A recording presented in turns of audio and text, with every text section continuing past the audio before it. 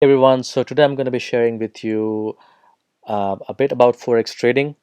What does it take to be a successful trader? What mistakes do traders do when they start out trading? And lots more. So stay tuned.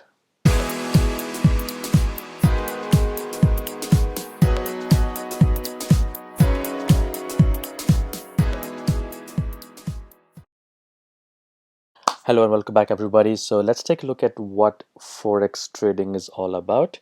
I'm going to share with you a brief introduction on Forex. Also tell you why people fail in Forex and what you can do to make yourself successful in Forex trading. So let's get started. So, what is Forex trading? So, Forex trading is the world's most actively traded market with a turnover of over $3 trillion per day. So, it's the most liquid market to trade. So, you can actually buy and sell currency from your PC or from your smartphone. All you need is a Wi-Fi connection. You need a broker platform, and you need to know what direction the market is going. So, for example, let's take Euro USD. So, if you want to trade Euro USD, you're predicting whether the market is going to go up or down. So that you do by selecting the direction. So it's as simple as that. You basically, with forex trading, you're buying and selling currencies. There are lots of people doing that. There's, as I said, $3 trillion per day being exchanged. In fact, more. Um, and forex is being traded by banks, by institutions, and also traders like you and me who are sitting behind their desks and trying to make a living.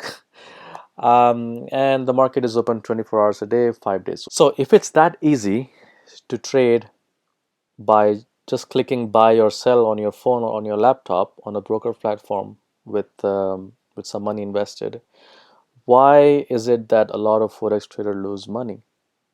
That's a question. Okay, and the simple reasons are: number one, people lack education. Okay, so lack education means that people don't want to study how forex trading works. They don't want to invest their time and effort into actually studying on how to trade forex. They lack a trading plan, and also they're impulsive traders, which means when they see Euro USD going up, they immediately think, okay, it's going to keep going up, let's keep buying. Let's buy, follow the trend, buy. And before they know it, the market reverses on them and they're losing money. All right. So there's a lot more than that. It's not just clicking buys or sell. Okay, so a bit about myself. So I started trading in 2014 November. It was. I came across this ad on social media that said something like "make money from home, start trading with just $250 or something like that." And I immediately went on the website, created an account, put my credit card details, and I started trading. And initially, the first 2 or 3 days were pretty good. They say the gambler's luck.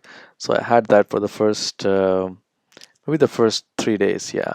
So I made about $200, and I was like, oh my God, this is nice. Like I could actually make money just sitting at home on my laptop and on my phone. And um, I had no idea what I was doing. I was just simply doing, I guess, buys and sells. And so within a week, I lost all that money. And I thought, I did it earlier, so I made $200 in just 2 days. So I can do it again one more time. So I put $300 in, and I lost all of that. And I'm like, okay, something's wrong. I need to learn how to trade.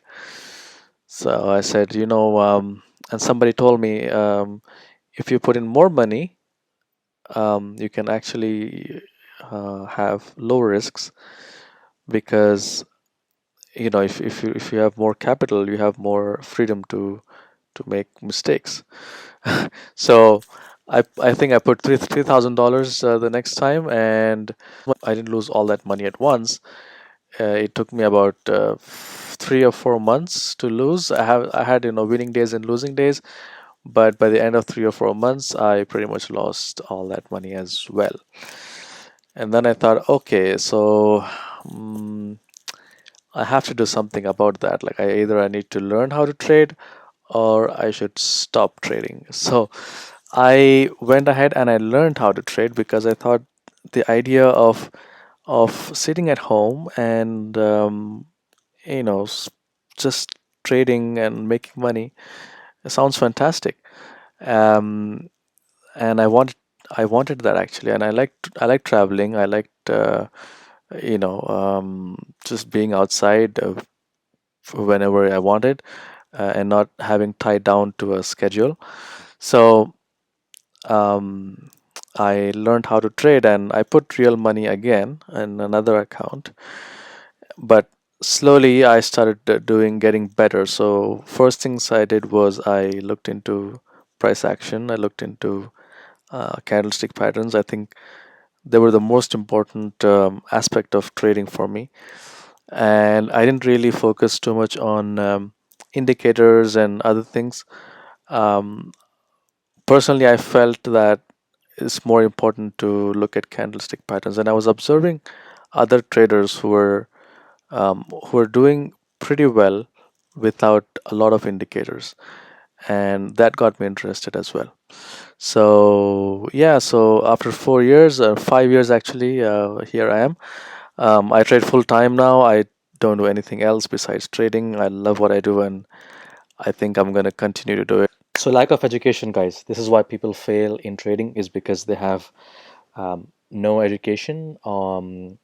Remember, trading is nothing different than going to a course or doing a course in or a diploma or a degree. So trading is something like that. You need to be able to understand how the market works. It's a study.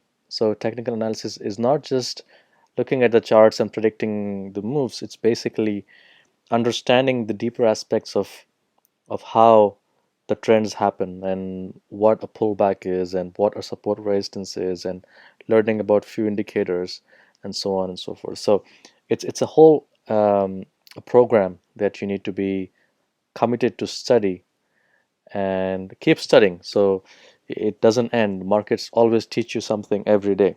Now another thing also is overtrading. People tend to overtrade, which is very common, especially people who are trading on smaller time frames.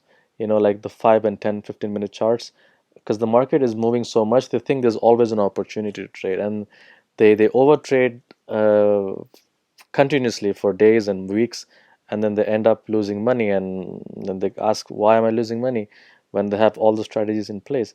It's not the strategies. Your strategies may be right, but it's also the market conditions. It's also the opportunity. Sometimes you get opportunity, sometimes you don't.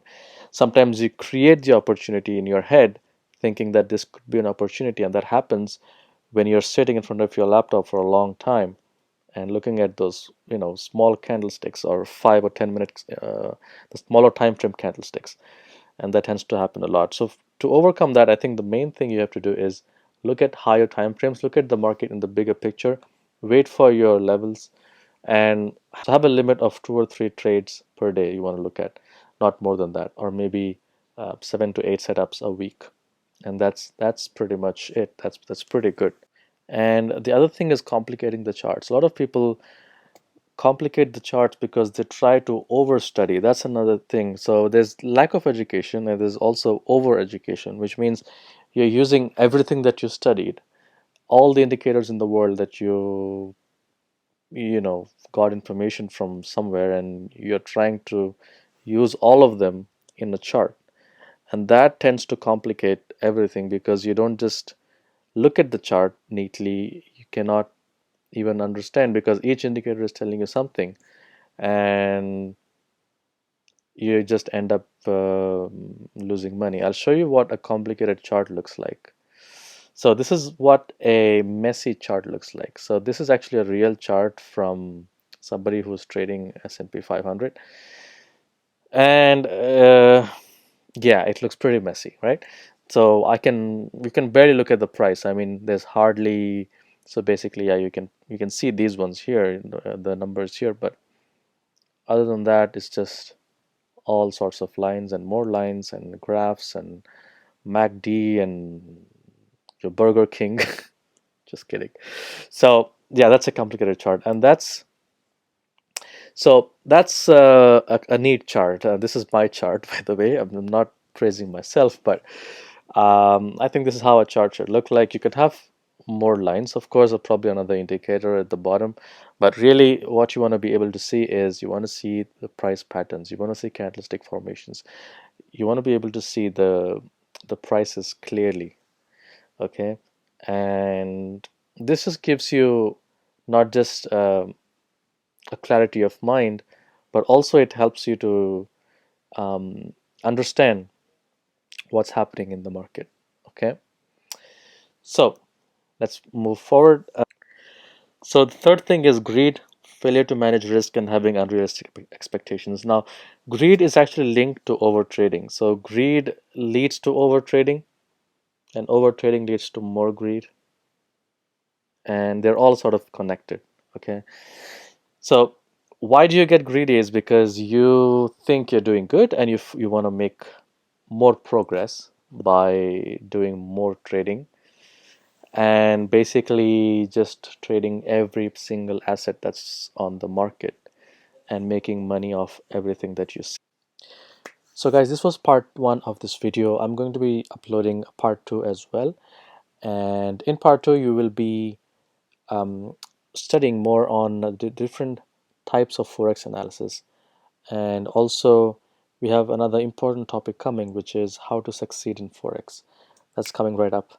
Thank you for watching my video. If you like my content, please subscribe to my channel and also leave a comment below and give a thumbs up on this video, and I'll see you guys in the next video. Thank you very much. Bye.